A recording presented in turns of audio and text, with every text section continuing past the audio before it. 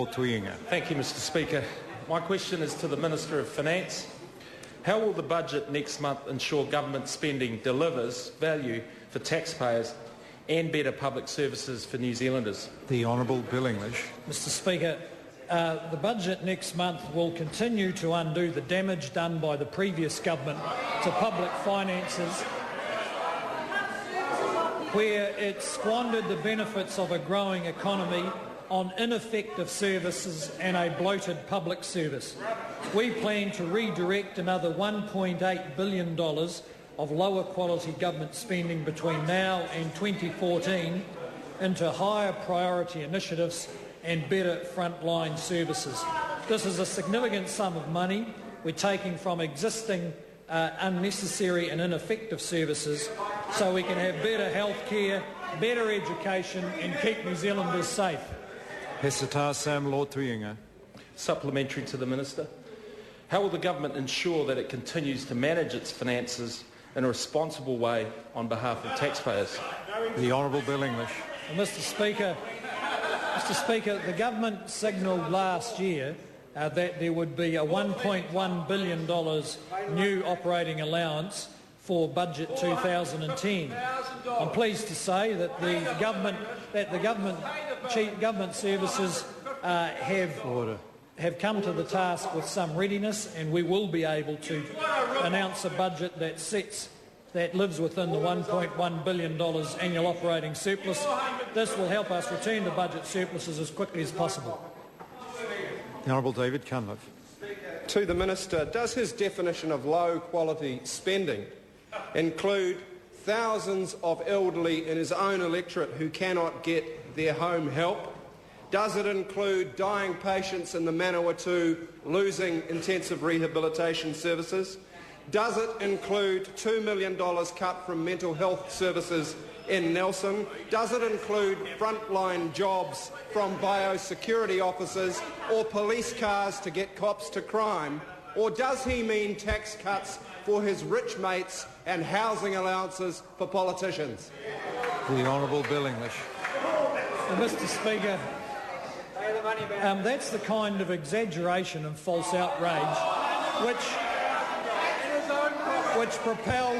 which propelled government spending under Labor to record high levels of funding for record low levels of service. And I might say to that member that his party leader yesterday used an example of an individual in this House which completely misrepresented the facts. And that party should be careful before it exploits older people whose situation is not how it was described in this House. Peseta Lotu Iiga. Thank you, Mr. Speaker. Further supplementary. Order. Order. Peseta Lotu Iiga. Thank you. What implications does his responsible approach have for government agencies? The Honourable Bill English. Mr. Speaker, most government agencies will receive no budget increases over the next 3 or 4 years as the government moves to get back into surplus as soon as possible. This will remain the case in this budget. We have been even surprised ourselves how much low-value spending the last government put in place, because it's enabled government agencies now for 2 years in a row to reprioritise billions of dollars over the next 3 or 4 years. Stuart Nash. How will slashing $1.8 billion of government spending and cutting taxes for the 8% of Kiwis on the top tax rate, while delivering little, if anything, for the 75% of Kiwis earning below the average wage, deliver growth-enhancing change for every New Zealander? The Honourable Bill English. Mr. Speaker, that illustrates neatly the reasons why the electorate threw the Labor Party out, because they can't tell the difference between wasting a taxpayer's dollar and spending it effectively. A point of order has been called. Mr. Speaker. David Cunliffe. Mr. Speaker, in response to my colleague's question about National Party policy, he has once again attempted to portray it as Labor policy. Mr. Speaker, in response to my earlier question about policy decisions made in this term of this government, he again referred all in his answer to Labor. Now, Mr Speaker, he's either going to address the question on the basis of a grown-up approach to his own responsibilities. Order. The member was on reasonable ground until that point. But his objection to the answer, I think, was reasonably well-founded. I say to the Minister that the question asked by Stuart Nash was a fair question. And I warned the Minister of Finance that he may differ in view, but he's not while I'm on my feet to question me.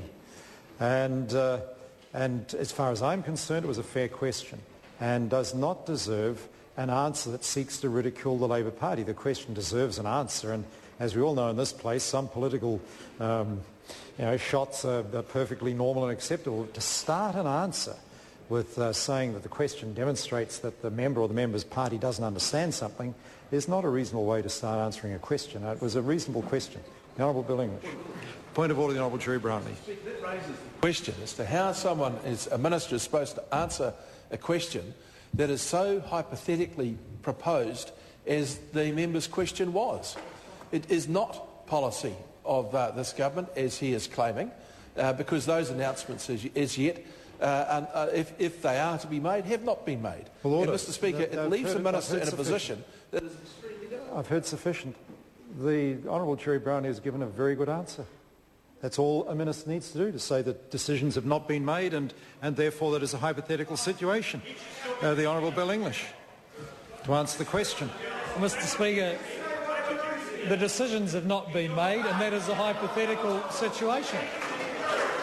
But I can tell you that this government doesn't believe what the Labor government believed, which was that if you spent $1, that was the point. We actually want to provide effective services for people, not just crank up government spending. Point of order, the Honourable David Cunliffe. I imagine you already know what the point of order is. The minister just clearly can't help himself, can he?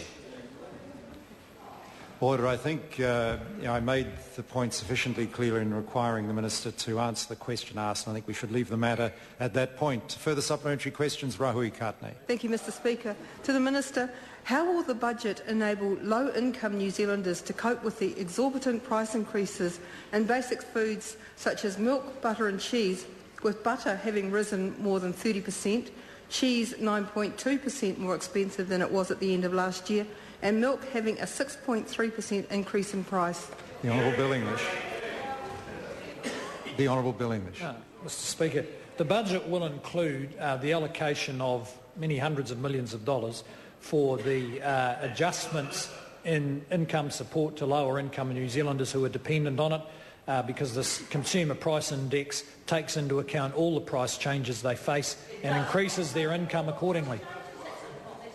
Peseta Sam Lotu Iiga. Thank you, Mr Speaker. Supplementary, what alternative approaches to managing the government's finance is the Minister aware of? The Honourable Bill English.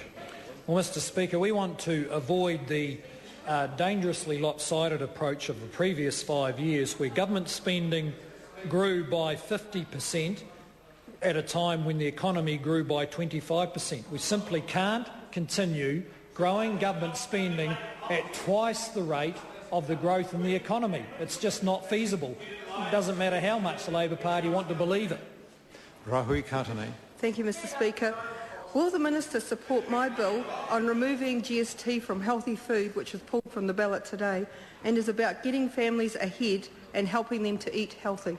The Honourable Bill English. Mr Speaker, the government has made its position clear around GST. It doesn't intend to provide exemptions either now or in the tax package. Question number 3, the Honourable Ruth Dyson. Thank you, Mr Speaker. My question is to